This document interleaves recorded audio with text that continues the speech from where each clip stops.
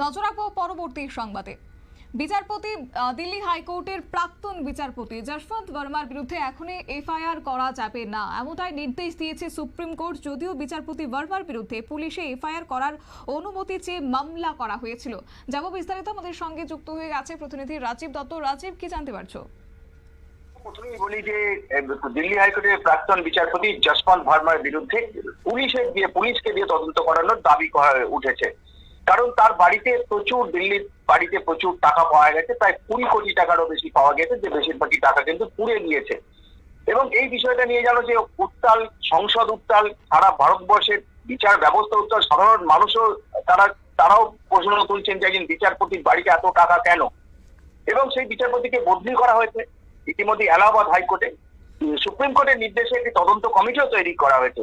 কিন্তু সুপ্রিম কোর্টের আবেদন জমা পড়েছিল যে এইরকম একজন বিচারপতি যিনি আর্থিক, কারণ তিনি তো নিজেই টাকাটা ইনকাম করেননি, তার মানে দুর্নীতি করেছেন, দুর্নীতির সঙ্গে যুক্ত, তার এই দুর্নীতি তিনি এত টাকা কোথায় পেলেন তা খতিয়ে দেখতে পুলিশকে দায়িত্ব দেওয়া হোক, অর্থাৎ পুলিশে এফআইআর করা হোক।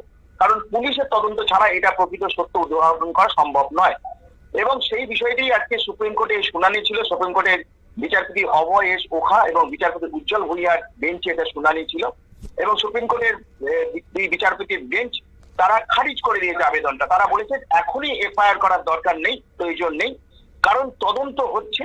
তদন্ত সুপ্রিম কোর্টের নির্দেশে একটি তদন্ত কমিটি তৈরি করা হয়েছে। জানো যে সুপ্রিম কোর্টের নির্দেশে পাঞ্জাব চণ্ডীগড় হাইকোর্টের প্রধান বিচারপতি, কর্ণাটক হাইকোর্টের প্রধান বিচারপতি এবং হরিয়ানা হাইকোর্টের প্রধান বিচারপতি, এই 3 বিচারপতিকে নিয়ে একটি কমিটি তৈরি করা হয়েছে। সেই প্রসঙ্গ টেনে আজকে সুপ্রিম কোর্টের বিচারপতিরা বলেছেন যে এই কমিটি কি রিপোর্ট দেয় দেখা যাক। কমিটির রিপোর্টের উপরেই কিন্তু সবকিছু নির্ভর করছে। কারণ কমিটি যদি মনে করে যে ইলিগাল টাকা, এটা বেআইনি ভাবে আয় করা হয়েছে, তখন পরিস্থিতি ভাবা যাবে এবং তখন সংসদকেও অর্থাৎ লোকসভা এবং রাজ্যসভাকেও জানানো হবে, দেশের সংসদকেও জানানো হবে। এখনই এটা প্রয়োজন নেই, যেহেতু এই সুপ্রিম কোর্ট একটি উচ্চ পর্যায়ের কমিটি তৈরি করেছে এবং প্রধান বিচারপতিকে দিয়ে তদন্ত কমিটি তৈরি করা হয়েছে। তাই এখনই মনে হচ্ছে না যে এটা এখন দরকার। তাই এই মামলাটা খারিজ করে দিয়েছে সুপ্রিম কোর্ট। শতাব্দী, ধন্যবাদ।